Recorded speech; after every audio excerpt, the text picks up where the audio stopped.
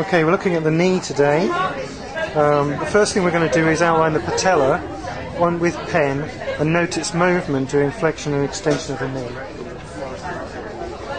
So just looking at this knee here, we've got the patella wobbling medial and laterally. Quite flexible under the skin surface there. So what we're going to do is we're going to draw it. And we know that the patella is flat at the base and it's actually pointed at the apex. So we're going to draw around the patella in the shape of the patella. So I'm not being able to sort of feel that exactly, but I know the shape and I can draw it on just by the clues I'm getting from the palpation. Okay, so that in extension is the point of the patella. So we're now going to ask our model to hang their knee over the edge of the bed.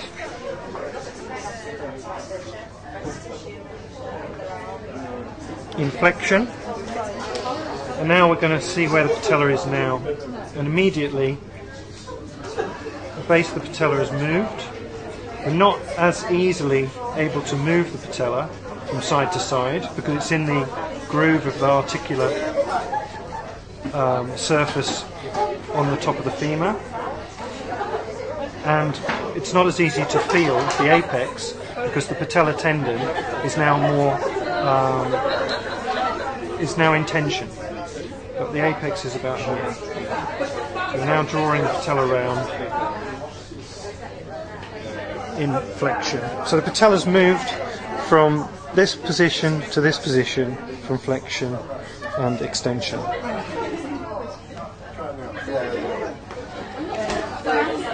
We're now going to look at the condyles of the knee. So we're looking first for the knee joint space. So we're starting with the edge of the patella, which you can feel here. So we're fixing the skin, moving the skin around. You can see this edge, this bony edge, which is the edge of the patella.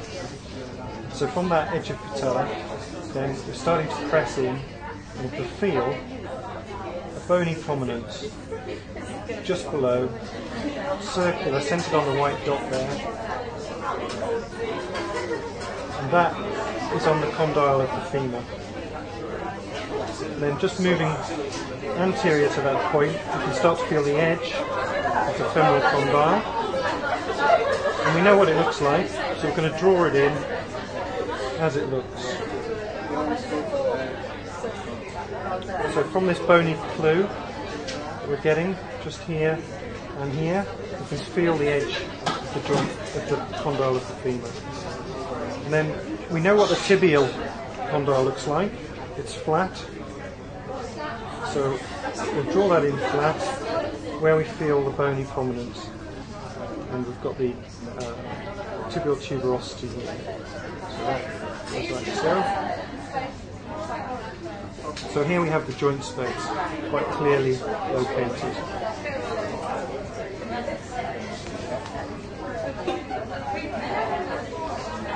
We're now looking for the lateral head of the fibula. So we're feeling for the joint space between the femur and the tibial plateau. And we're moving about a centimetre down and a centimetre back.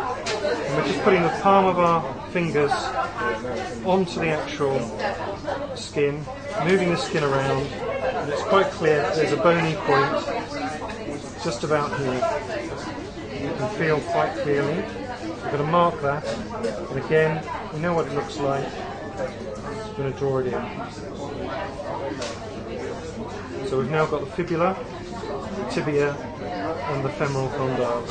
We'll mark that a bit bigger. Marked on here. So as our model now extends their leg and flexes their leg, we actually see the joint move. Okay, moving to the medial aspect of the right leg, we can do exactly the same thing. So we've got the patella, we can draw in, and then we can feel for the femoral condyle, medial aspect this time. And again, I can feel the bony points. Put my thumb in there. And because we know what the shape of it, it's actually more rounded and it's easier to feel. And then looking at the tibial plateau, you know it's flat and straight, you draw it in here. Tibial tuberosity. So quite clearly, so we're looking for the epicondyle. I think the epicondyle is here. And obviously we don't have a head of fibula on the medial aspect. So the medial aspect is without the fibula. So bring those two together, we get our model to extend their knee and flex the knee. That's the end of the knee.